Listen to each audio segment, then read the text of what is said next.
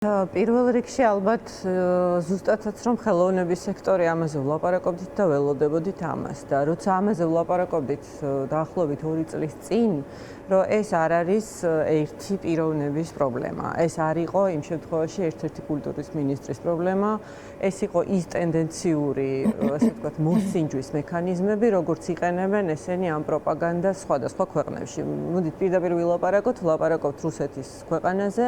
ეს პროპაგანდა არის გამოცდილი მეთოდები, რომლითაც ესენი მუშაობენ ჯერ კიდე კგბ-ს დროიდან, ნელ-ნელა ეს გადავიდა ახლა უბრალოდ გადარქმეული ვთქვათ FSB-ს ფორმატში. ეს პროპაგანდა არა მხოლოდ საქართველოზე მუშაობს, ეს პროპაგანდა მუშაობს კონკრეტულ პირველ რიგში მუშაობდა რუსეთში. რუსეთში ქონდა ძალიან ნათელი მაგალითი იმისა, თუ რა უქნეს იქაურ პირველ რიგში ხელოვანებს და ისევ და ისევ ალბათ უკვე ძალიან ხშირად გავმეორდები ამის თემაზე, რომ პირველ რიგში იმიტომ ებრძვიან ამ სექტორებს, სადაც არის ყველაზე მეტი თავისუფლება, სადაც ჩნდება ყველაზე მეტი თავისუფალი აზრი და სადაც საზოგადოება იწყებს კითხვების დასმას.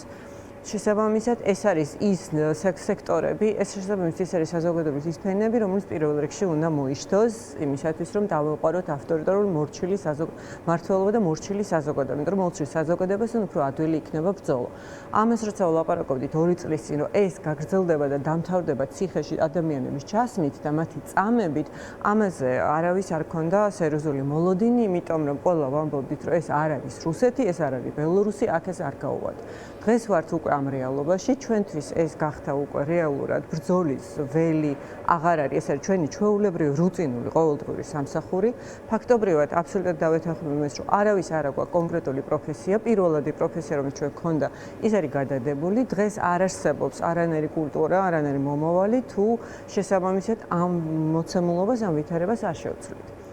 ამის გარდა ისიც უნდა გვახსოვდეს, რომ ეს შესაძლებელია არ იყოს ესეთი მოკლევადიანი ბრძოლა. ჩვენ კი ვამბობთ, რომ 27 დღე არის რაღაცა უპრეცედენტო რაოდენობა.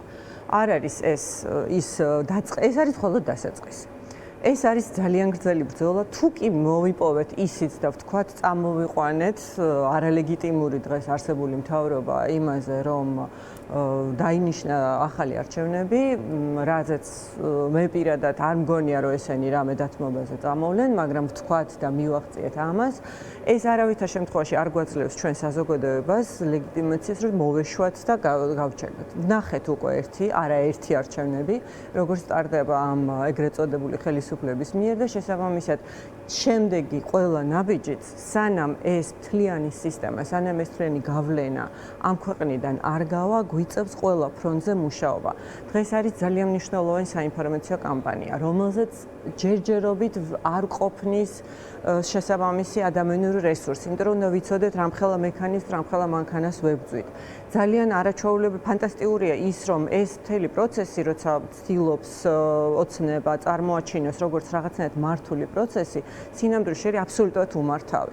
ამას აქვს თავისი ძალიან დიდი პლუსი, იმიტომ რომ ახლა მე პირადად როგორც მენეჯერს და მოყვარულს რაღაცა სისტემის და რაღაცნაირად ორგანიზებული საზოგადოება მართლაც ფაქტიურად შეუძლებელია. ისეთი რაოდენობის ჯგუფია და ისეთი ემოციური ფონი არის ყველა საზოგადოების ჯგუფში, რომელიც აბსოლუტურად დამოუკიდებლად უკვე სკოლების ერთობები გამოდიან, მხოლოდ ეთნიკურ იმებზე არ ვლაპარაკობთ, კუთხეებზე და რაღაცა პროფესიებზე, აქ უკვე წარმოუდგენელი ერთობები ხდება ადამიანების. ეს იმის მაჩვენებელია, რომ ადამიანები სინამდვილეში ბევრად უფრო სოლიდარულები არიან ერთი საერთო მესიჯის, ერთი საერთო მოთხოვნის, ვიდრე ჩვენ გონია.